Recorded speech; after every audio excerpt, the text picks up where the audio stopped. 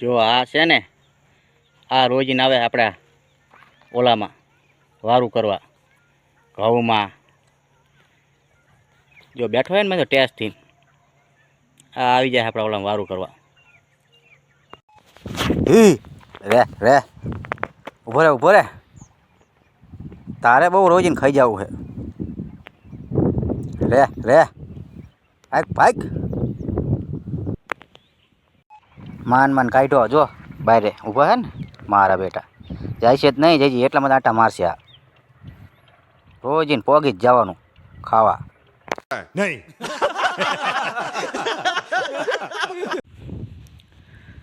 Hello મિત્રો, વરિયાળીમાં પાણી હાલે. જો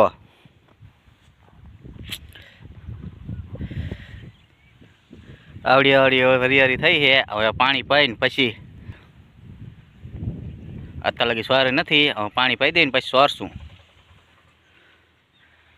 કેવી છે વરિયાળી કોમેન્ટમાં કહેજો. અને ખડ જો કેવું જમાયું. 7 વીઘાની વરિયાળી છે.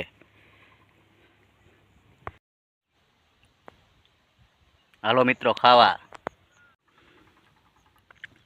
વરિયાળીમાં પાણી હાલે છે અને બપોરનો ટાઈમ થઈ ગયો તો ખાવા માંડી. જો કાવડો પડ્યો છે, પાણી હાલે છે.